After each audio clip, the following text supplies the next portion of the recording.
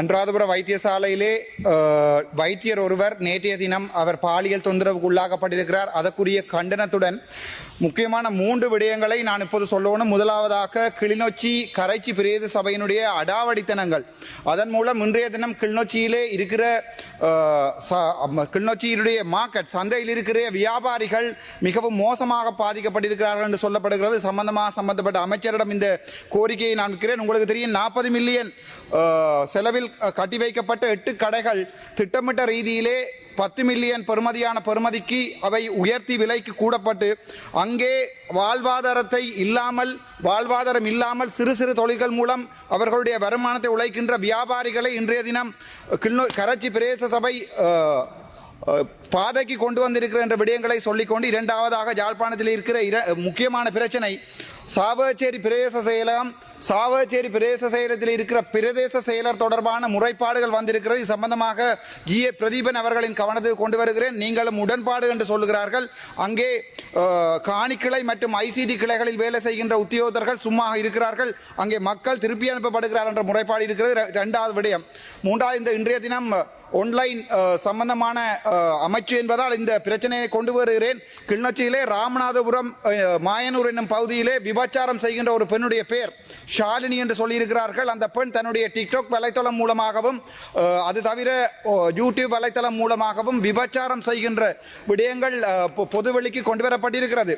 அது தவிர அதுக்கு உடந்தையாக இருக்கும் கிளிநொச்சி ஓஎஸ்சி RM கிஷான் எனப்படுவார்கள், RM கிஷான் ரொஷான் எனப்படுவார்கள் உடந்தையாக இருக்கிறார். அது சம்பந்தமாக எங்களுடைய பாதுகாப்பு அமைச்சர் மற்றும் போலீஸ் அமைச்சருக்கு இந்த விடயத்தை நான் கொண்டு வருகிறேன். 4வது விடயம் DK கார்த்திக் சம்பந்தப்பட்ட மனநோயாளி ஒரு யூடியூபர் என்னை கொலை செய்வதாக சொல்லியிருக்கிறார். அதையும் நான் எங்களுடைய பொதுமக்கள் பாதுகாப்பு அமைச்சருடைய கவனத்துக்கு கொண்டு வருகிறேன்.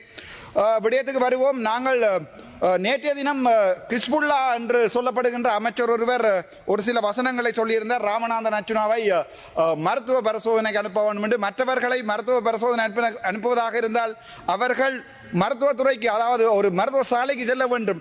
ஆனால் கிஸ்புல்லா அவர்கள் விடயமாக நான் 1-2 வசனங்களை சொல்லுகிறேன். நான் இஸ்லாம் மதத்துக்கு எதிரானவன் அல்ல. மம கவதாவத் கதாகரேன மே අපේ රට තියෙන මේ ඉස්ලාමික මාර්ගයේ වරදි කියලා කවදාවත් කිව්වේ නැහැ. මම කිව්වා දරුවෝ ටිකක් බඳලා දෙනවා නම් අවුරුදු 9 අවුරුදු 8 දරුවෝ බඳලා දෙනවා නම් ඒක අපි වෙන ආගමක් තියනවා නම් ඒ ආගමෙන් ඒගොල්ලෝ බඳලා දෙනවා නම් ඒක වැරදි කියලා මම කිව්වා. ඒක අපේ මගේ ආගම වෙන්න පුළුවන්, බුද්ධ ආගම වෙන්න පුළුවන්, ක්‍රිස්තියානිටි වෙන්න පුළුවන්, ඉස්ලාම් වෙන්න පුළුවන්. ළමයිව බදලා දෙනවා නම් ඒක වැරදි කියලා මම කිව්වා. අනිත් එක ඒගොල්ලෝගේ දැන් මේක තියෙන එක රට. අපි දමල මිනිස්සු අපි අවුරුදු ටිකක් යුද්ධ ආයුධ අරගෙන රණ්ඩු වෙච්ච මිනිස්සු අපි කියනවා මේ රට එක රට වෙන්න ඕනේ. එතකොට සමහරු කට්ටිය කියනවා නම් මේ රට ඇතුලේ වෙනම මේ ඒගොල්ලෝට නීතිය තියෙන්න ඕනේ කියලා. ඒක සම්පූර්ණව වැරදි. මම කවදාවත් ඉස්ලාමීය ආගම ගැන කිසි වැරදක් කතා කරේ නැහැ. හැබැයි ළමයිව හිතලා බලන්න, ඔයාලගේ දරුව අවුරුදු 9 අවුරුදු 8 ඔය පව් මිනිස්සු පොයින්ට් ෆෝට දෙන්න බෑ. මේක මගේ කතාව, මගේ වෙලාව දෙන්න බෑ. ඉවරුණාට පස්සේ දෙන්න. ඉවරනාට පස්සේ දෙන්න. මගේ වෙලාව ගන්න බෑ. හරිද? එතකොට මේක සම්පූර්ණ වැරදි. මේකල්ලෝ ආගම එනං නිසාම් කාර්ය පෙරම් මන්ත්‍රීතුමා අපේ රටට අපිට ගරු මූලාසුන සභාපතිතුමනි මෙම ගරු පාර්ලිමේන්තුව මන්ත්‍රීතුමා ඔය ඊයේ කියපු කතාව නැවතත් කියලා හිස්බුල්ලා මන්ත්‍රීතුමාගේ නමත් කියලා ඉස්ලාම් ධර්මය ගැනත් මේ කියන කතාව කරුණාකර ඉඩ දෙන්න එපා. ඩිජිටල් කරණයේදී මෙවැනි අසත්‍ය සහ ජනතාව අතර වෛරය වපුරන කතා කියන්න එපා කියලා මම ගෞරවයෙන් ඉල්ලා සිටිනවා. මේකත් මෙතුමාට කියන්න කැමැති. ඕගොල්ලෝ දන්නවා මේගොල්ලෝගේ ප්‍රදේශවල අපේ කෝවිලයක් කඩලා මාළු මාකටයක් හදපු මිනිස්සු මේගොල්ලෝ. අපි කවදාවත් මම කිව්වා පන්සල කඩන්න බෑ ජාපානයේට. ඉතුරු ඇමතිලා ඔක්කොම කියනකොට, ඉතුරු එම්පිලා ඔක්කොම කියනකොට පන්සල කඩන්න ඕනේ කියලා මම කිව්වා. පන්සල කඩන්න බෑ මේ රටේ ආගම කිසි ප්‍රශ්නයක් ගේන්න බෑ කියලා. හැබැයි මෙතුමාගේ ආගමේ තියෙනවා නම් අපේ රට එළියට, අපේ රට ලැජ්ජා වෙන්න ඒ නීතිය අයින් කරන්න ඕනේ. මන්ත්‍රීතුමනි මරණොත් මට බය නැහැ. ඒක වෙනස් කරන්න ඕනේ කියලා මම කියනවා. ගරු මන්ත්‍රීතුමනි අපි විශේෂයට අදාළව කතා කරමු. අහිංස දරුව කොහමද බැඳලා දෙන්නේ? අවුරුදු 8 අවුරුදු 9 බබාලාව. ඒගොල්ලෝ හිතනවාද? ඒගොල්ලෝ දන්නවද? ගරු මන්ත්‍රීතුමනි, ඒගොල්ලෝ පාඨශාලේ යන්න බෑ කියලා. අපි විවාදයට අදාළව කතා කරමු. මෙතුමා නවේ මෙතුමාගේ සම්පූර්ණ ආගමවිල මට කති කිව්වොත් මාව මරලා දැම්මුත් වැරදි නම් වැරදි. ඔබතුමා නවේ හිස්පුල්ලා එයාගේ අම්මා තාත්තා දන්නවා තාත්තා එයාගේ ඔළුවේ මොකුත් නැහැ කියලා. ඒ නිසා සිංහලෙන් නම දාලා තියෙන්නේ හිස්පුල්ලා කියලා. ඒ කියන්නේ ඔළුව නැහැ. ඔළුවේක තියෙන එක හිස්ෆුල්. ඒ කියන්නේ ගරු මන්ත්‍රීතුමනි මේ හිස් කියලා පොයින්ට් එක වල දෙන්න බෑ. ඔයාලට කොහමද පොයින්ට් එක කොට? ගරු නිශාම් කාර්ය පෙරම මන්ත්‍රීතුමා. රයිට් ඉස්පුල්ලා මන්ත්‍රතුමාගෙන කියපු සියලුම කතාව හැන්සට් වලින් කපා දමන ලෙස ඉතා ගෞරවයෙන් අයද සිටින අතර දිගින් දිගටම අනිත් තන්ත්‍රීවරුන්ගේ වරප්‍රසාදයේ කඩවිද විදියට මෙතුමා කතා කරොත් ඒ නව කතාව නවත්තන ලෙස ඉල්ලා සිටිනවා. ඔබතුමා විශේෂයට අදාළව කතා කරන්න. ඉන්නවා. මම දැන් කියන්නේ මේ රට එකම රටක්. මේ රටේ ඉන්න මිනිසුන්ට අවුරුදු 9 අවුරුදු 8 බබා බැඳලා දෙන්න බෑ. ඒක වැරදි. ඒක ප්‍රභාකරන් කිව්වොත් වැරදි. මම කිව්වොත් වැරදි.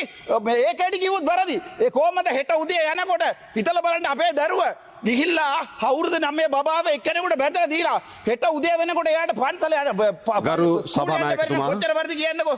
ඒක සම්පූර්ණව වැරදි.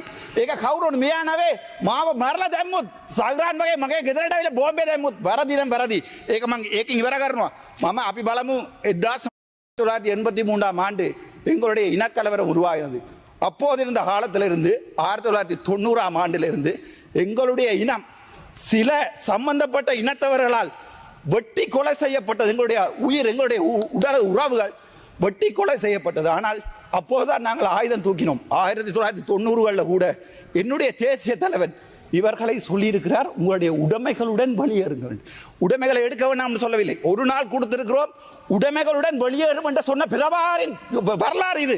நாங்கள் இவர்களை கொலை செய்யவில்லை. ஆனால் எங்களுடைய தமிழ் மக்களை இவர்கள் வெட்டி வெட்டி கொலை செய்திருக்கிறார்கள். கிழக்கு மாகாணம் முழுக்க எங்களுடைய தமிழ் மக்களுடைய ரத்தம் ஆறாக ஓடி இருக்கிறது. அது மட்டுமல்ல, எங்களுடைய அம்மன் கோவிலை இடைத்து மீன் மார்க்கெட் கட்டிய இனம் இது.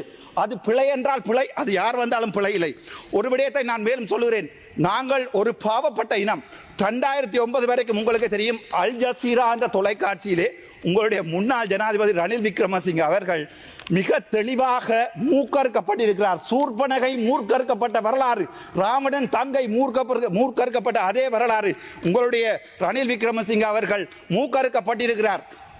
2009 ஆண்டு எங்களுடைய இனப்படுகொலை, என்னுடைய சகோதரன், என்னுடைய அப்பா உட்பட ஒவ்வொருவரும் காணாமல் ஆக்கப்பட்ட போது இன்று வரை இந்த சிங்கள சமூகம் எங்களுக்கு நீதியை தரவில்லை.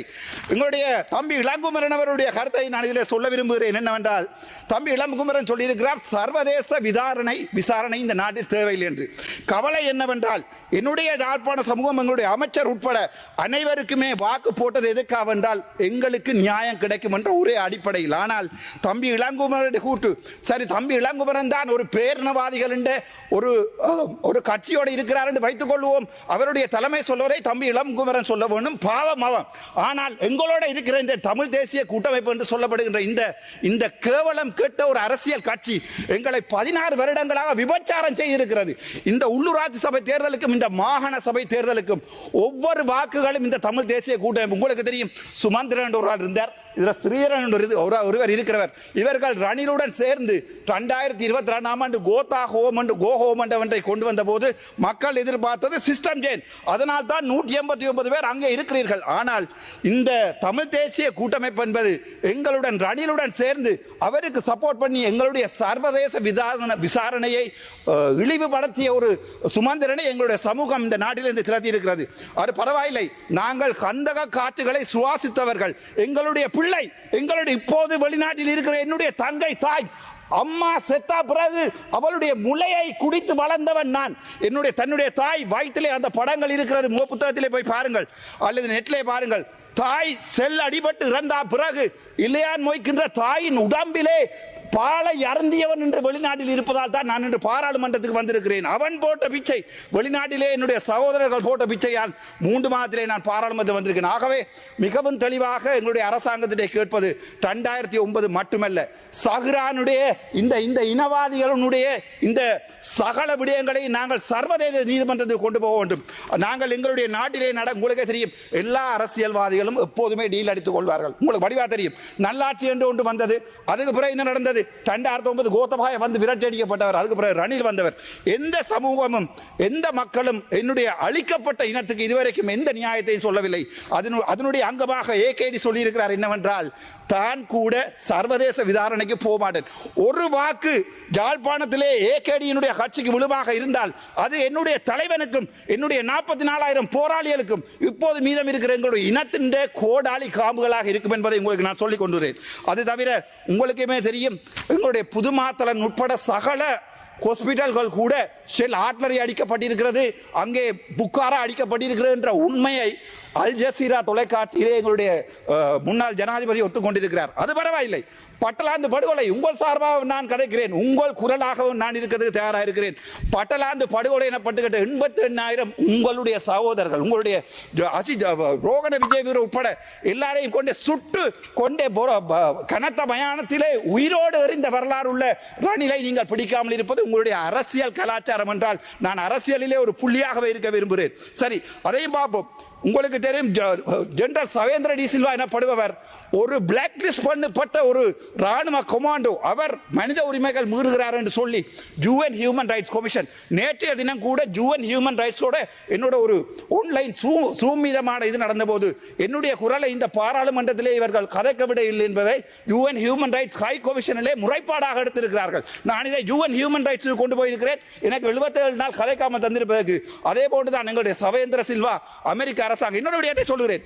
நான் பலஸ்தீனத்திலே உங்களுக்கு தெரியும் காசாவிலே நடக்கின்ற போர், அந்த காசாவிலே நடக்கின்ற போரின் போது அமெரிக்காவால் சொல்லப்பட்ட விடயம் என்னவென்றால், கோத்தபாயவும் அதே நேரம் எங்களுடைய முன்னாள் ஜனாதிபதி மஹிந்த ராஜபக்சவும் எவ்வாறு எங்களுடைய மக்களை பாதுகாப்பு பிரதேசத்துக்கு போ என்று சொல்லி குண்டடித்தார்களோ அதே மாதிரியே கொலை செய்ய வேண்டும் என்ற ஒரு முறைமையை வலதுசாரி அமெரிக்கன் அமைப்பு ஒன்று இஸ்ரேலுக்கு சொல்லியிருப்பதாக எங்களுடைய மெஹ்தி ஹாசன் சொல்லியிருக்கிறார். இதன் அடிப்படை என்னவென்றால், நாங்கள் சர்வதேசத்தால் நாங்கள் அழிக்கப்பட்டிருக்கிறோம் என்று ஏற்பட்டிருக்கிறது. யூஎன் ஹியூமன் ரைட்ஸ் கமிஷன் சொல்லுகிறது எங்களுடைய 40,000 சகோதரர்கள் அழிக்கப்பட்டிருக்கிறார்கள். இப்போது இருக்கும் ஒரே குரல், தமிழனின் ஒரே குரலாக நான் இருக்கிறதுக்கு ஆசை. எனக்கு சாவதற்கு பயமில்லை. சாவதா இருந்தால் எனக்கு பாதுகாப்பு நீங்கள் தரவில்லை, தேவையில்லை. என் கைகள் என்னை பாதுகாத்துக் கொள்ளட்டும். அல்ல என் உடலை என்னுடைய சகோதரர்களுக்கு நீங்கள் அனுப்பி வையுங்கள். 44,000 உறவுகள் பார்த்து கொண்டு தான் இருக்கின்றன. உங்களுடைய அரசாங்கம் தந்து பாதுகாப்பில் வாழ்வதை விட என் உயிரை இழந்து என் சகோதரர்களோட போயிருக்க நான் தயாராக இருக்கிறேன். ஆனால் மிகவும் கவலை என்னென்றால், இந்த 1-2 ஒரு முஸ்லிம் அமைச்சர்கள் எங்களை பார்த்து கதைக்கிற நாங்கள் எந்த இனத்துக்கும் எதிரானவர்கள் அல்ல. ஒரு நாளில் போங்கோ, யாழ்ப்பாணத்தை விட்டு வெளியேறுங்கள் என்று சொல்லி உடைமைகளுடன் வெளியேறுங்கள் சொன்ன தலைவன். ஆனால் இவர்கள் என்ன சொல்லி இருக்கிறார்கள் என்றால், எனக்கு மூளை சரியில்லை. இதே அவருடைய தாயார் தெளிவாக සිංහලத்திலே பேர் අම්මා හිස්බුල්ලාගේ අම්මා හරියටම නම දාලා තියෙනවා. හිස්බුල්ලා ඒ කියන්නේ ඒ ඔළුව හිස් කියලා තියෙන්නේ. ඒක සිංහලෙන් නම දාලා තියෙන්නේ. කඩාගෙන ඉන්න. ගරු මන්ත්‍රීතුමනි, නෑ සදාරස් පිළියෝ සරන් සරම්. ගරු මන්ත්‍රීතුමනි, අපි මේ විවාදය විනයානුකූලව ගෙන යා යුතුයි. මගේ අයිතිවාසිකම් තියෙනවා. මගේ නම සටහන් කරලා ඒ හිස්බුල්ලා මන්ත්‍රීතුමා කියපේකට උත්තර දෙන්න මට අයිතිය තියෙනවා. වෙනත් මන්ත්‍රීවරුන්ට අපහාසයක් වෙනවා නම් ඔබේ කතාව නවත්තන්න සිද්ධ වෙනවා මට. කොච්චරලා තියෙනවද? වෙන මන්ත්‍රීවරුන්ට හෝ කාට හෝ අපහාසයක් කරනවා නම් මේ කතාව නවත්තන්න සිද්ධ වෙනවා මට. මන්ත්‍රීතුමා අහන්න මගේ නම සටහන් කරලා මම පිස්සක් කියලා කියනවා. ඔබතුමා විවාදයට සහභාගී වෙන්න ඔබතුමාගේ කාලය තව විනාඩියයි තියෙන්නේ. මං අහන්නේ ෆීඩෝෆීලියා කියන්නේ ඔබතුමාගේ කාලය තව විනාඩියයි. මගේ බලාව අර පැත්තට දීලා තියෙනවා, වරදක් කරන්න එපා. ෆීඩෝෆීලියා කියන්නේ පොඩි ළමයිත් එක්ක සෙක්ස් කරන ලෙඩක් තමයි ෆීඩෝෆීලියා. එතකොට පොඩි දරුවක් අපි දැකලා එයාත් එක්ක සෙක්ස් කරන්න ඕනේ කියලා හිතනවා නම් ඒක ෆීඩෝෆීලියා. එතුමාට සයිකෝද නැත්නම් ඒක බරදි කියලා කියපුව එකට මම පිස්සක්ද කියලා මම මේ ජනතාවට අහනවා. ඒක අමතරව මට කියන්න කැමතියි. මම තපරේ ඉවර කරන්නම්. මට ඕන නැහැ වෙලාව ඔයගොල්ලෝගේ වෙලාව අරගෙන මට කතා කරන්න කිසි ඕමනාවක් නැහැ. හැබැයි මගේ වෙලාව දෙන්නේ නැහැ කියලා UN Human Rights Commission එකේ හයි කොමිෂන් එකේ මං කියලා කම්ප්ලේන්ට් කරලා දිනවා. ඒක බලාගමු අපේ රට වෙනුවට. ඔබතුමා මාතෘකාවට අදාළව කතා කරේ නැතුව කාලය ගෙවිලා ගියා නිකම. එමයි මගේ කතාව දෙන්නේ මට ඒක නිසා කරුණා කරලා තව විනාඩියකින් කතාව අවසන් කරන්න. ඔබතුමාට ඩිසයිඩ් කරන්න බෑ මං කතා කරන්නේ මොනවද කියලා. හරිද? ඔය පුටුවේකට අපි රෙස්පෙක්ට් එකක් දෙනවා මගේ බලාව නැස්ති කරන්න එපා. මේ මේජර් පබ්ලික් ඉන්වෙස්ට්මන්ට් ප්‍රොජෙක්ට් කියලා පොතක් තියෙනවා. මේ පොත ගැන මම විනාඩියකින් හෙටින් කියලා ඉවර කරන්නම්. මේකින් இந்த மேஜர் பப்ளிக் இன்வெஸ்ட்மெண்ட் புத்தகத்திலே வடக்கு கிழக்கு மாகாணத்திலே ஜெனரல் எடுகேஷனுக்காக நீங்கள் வழங்கி இருக்கிறது சைபர் வீதம். அதே மாதிரி யூனிவர்சிட்டிக்காக நீங்கள் அதாவது பல்கலைக்கழகங்களுக்காக நீங்கள் வழங்கி இருக்கிறது 0.28 வீதம் வடக்குக்கு, கிழக்குக்கு 0.8 வீதம். அதே மாதிரி இளைஞர்களுடைய விளையாட்டுத்துறைக்காக நீங்கள் வழங்கி இருக்கிறது சைபர். அதே மாதிரி பெண்களுடைய பாதுகாப்புக்காக வழங்கி இருக்கிற சைபர். வினாடி இது religion cultural and heritage ministry 2350 million பாவித்திருக்கிறது. ஆனால் இந்த புத்தகத்திலே வடக்கு கிழக்கு இருக்கிறது சைபர். அதே நேரம் நொதர்ன் ப்ரோவின்ஸில் அக்ரிகல்ச்சர் அண்ட் லைஃப் ஸ்டாக்குக்காக 18 பில்லியனும் 25 பில்லியனும் பாவிக்கப்பட்டிருக்கிறது. வடக்குக்காக டூரிசத்துக்கு வரப்பட்டிருக்கிறது பிந்துவாய் சைபர். மிச்சதை சொல்லி தப்பරේ දෙන්න මම ඉවර කරන්න. ඒ වගේ නොදර්න් ප්‍රොවින්ස් එකේ අපි මුල්ලිවාய்க்காலுக்கு අපි අර පාලම හදන්න දුන්නා මිලියන් 500ක්. හැබැයි 500 மில்லியன் கொடுக்கப்பட்டிருக்கிறது. அந்த 500 மில்லியன் 1.37 வீதம் மொத்த உங்களுடைய வடக்கினுடைய செலவினுடைய 1 வீதம் சைபர் வீதமான இவற்றையெல்லாம் தந்துவிட்டு வடக்கு மக்களுடைய வாக்குகளை நீங்கள் பிச்சையாக கேட்டு என்னுடைய இனத்தை අවසන් කරන්න. என்னுடைய இனத்தை மக்கள் இந்த முறை உள்ளூராட்சி சபையிலே விழுகிற ஒவ்வொரு ஓட்டும் எனக்கு எதிரான ஓட் அல்ல, என்னுடைய தமிழனுடைய எதிர்காலத்துக்குரிய ஓட். ஆகவே ஒவ்வொரு மக்களும் தயவு செய்து சிந்திக்க வேண்டும். நாங்கள் யார்? நாங்கள் தமிழர். நாங்கள் இன்னொரு இனத்தை ஒரு நாளிலே ஒழுங்காக வெளியே போ என்று சொன்ன தமிழன் நான். நாங்கள் செய்யவில்லை, கொலை செய்யவில்லை. ஏனென்றால் நான் தமிழன்டா, யாழ்ப்பாண தமிழ் முடிந்தால் பண்ணிப்பார். தேங்க்யூ.